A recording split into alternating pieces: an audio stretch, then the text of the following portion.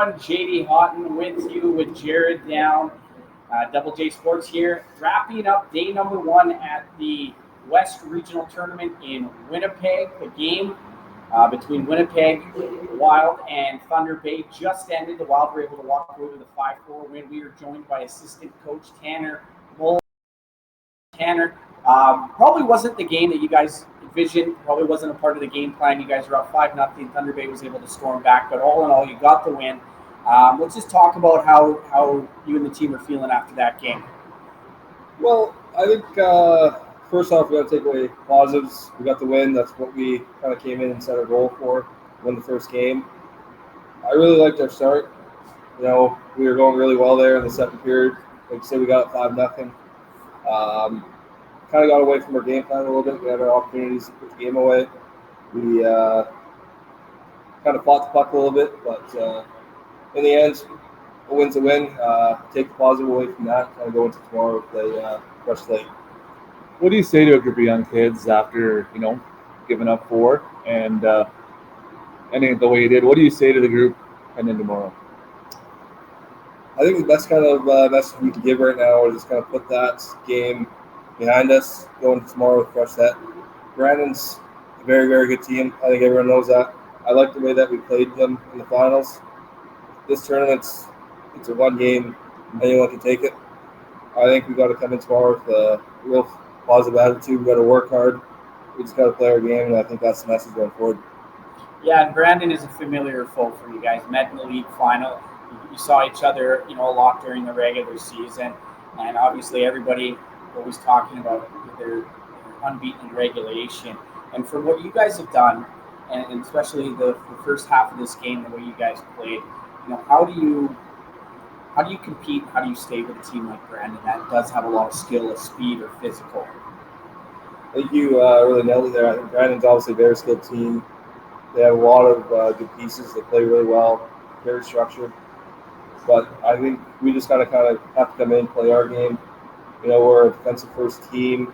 We're a fast team, and we can play that way. I think we got to go in tomorrow, do the things that we did today that made us successful. Putting pucks on net, looking goalies' eyes away, doing the little things right, getting pucks in and out. And I think we just got to take it one shift at a time, play our game. Talk about a guy like Carter Kingerski, who's been a real important player for you guys this year. He had 3 points tonight. I know stats aren't everything, but when you get that kind of production in day one, how important is that going forward? Yeah, I think Carter played really well today. He was all over the puck. He was physical. He did everything that we asked from him. I think that whole line contributed the way that we needed them to. Getting that kind of offense early hopefully gets them going, gets them in the right direction. Hopefully that carries them tomorrow, and then hopefully our other lines can feed off that. Awesome, Tanner. Well, hey, we don't want to keep it. We know you guys are waiting on the bus to go get dinner, so we won't keep you guys any longer. But hey, thanks again for jumping on. You were a guest of an interview that we did last year, and then having you come back, it means a lot, and especially on you guys' home turf. So hey, congratulations on the win. Good luck tomorrow against Brandon. Thank you guys. I appreciate it.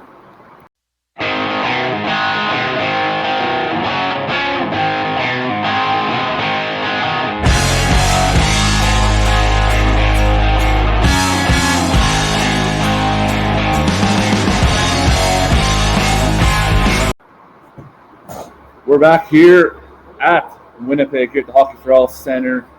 Day 1 has concluded. We had Tanner Moll on, assistant coach of the Winnipeg Wild, after a Wild game.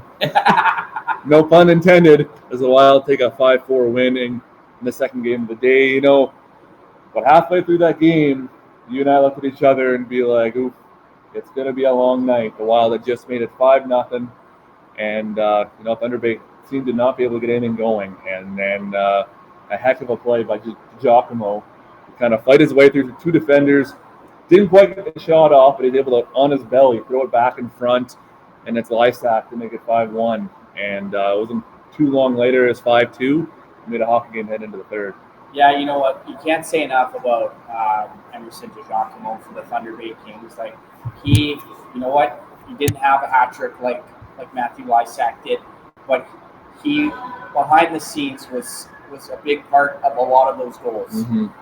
And, his work ethic, his face-offs, he was very, very good on the face-offs for his team. And you know what? He was a great player on the ice. And obviously, our good buddy, good friend of the show, Mitch Vanderway, he showed us why. He is the leading scorer on his team. His speed, his skill, his physicality. He was a little bit snake bitten halfway through that game. And then he was able to find his way. But Matthew Lysak picking up a hat trick on such a big stage in such an important game. What a performance by Thunder Bay. Down the line, they never gave up. Yes, Winnipeg, there's probably some things they'd like to clean up tomorrow against Brandon, because those types of things against Brandon will definitely lead to the puck in the back of your net. So, but Thunder Bay coming in, especially, didn't have a great regular season in the GTHL, didn't make the playoffs, come in against, beating Kenora 2-0 in that best-of-3 playdown series. And you know what?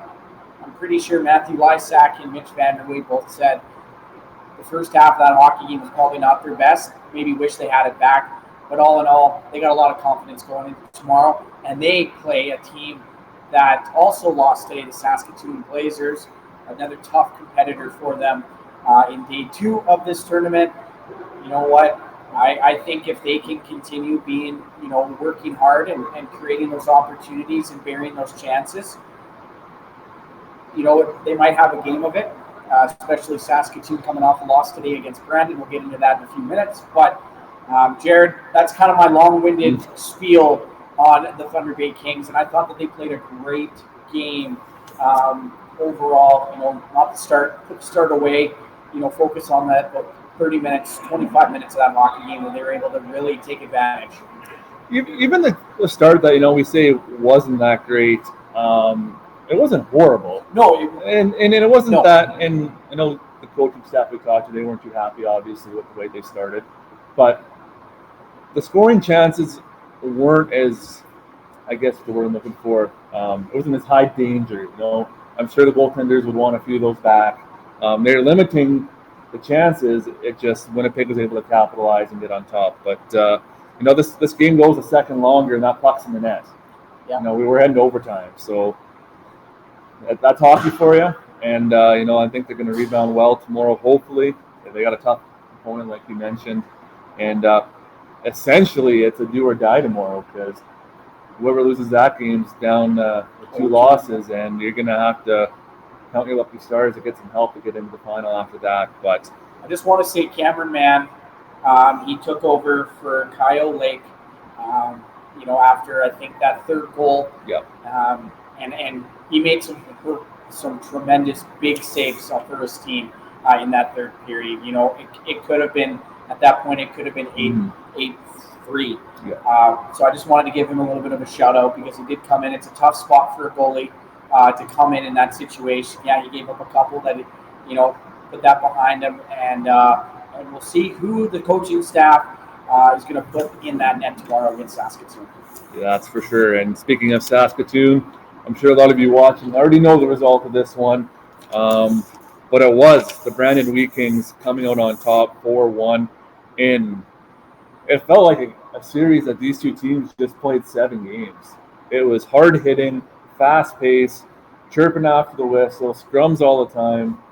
Malinowski and Matthew Mitka for the Brandon Wheat Kings were, both goaltenders were phenomenal in this game. It could have easily been an 8-6 final, and it was just great from start to finish. Yeah, you said it. It was a goaltending battle. Yeah, it was 4-1.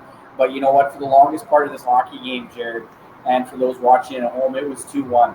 It was a close hockey game. It was 2-1 after 40 for Brandon, and they held that lead for much of that hockey game. Into that third period, and it wasn't until late where Brandon was able to get a couple more.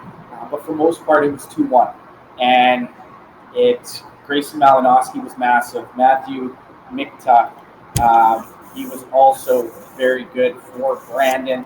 And yeah, first period of this hockey game, it's like these teams have played, like Jared said, a 7-game playoff series. They were there was no love lost, even though that they had never played each other at all in a tournament or in the regular season, of course, playing in two different provinces.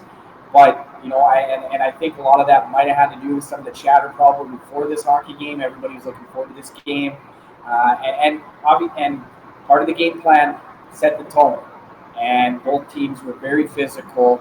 And it was just, it showed in that first period, scoreless. And then it was 2-1. We got 3 goals in the second period, and then another 2 in the third from Brandon.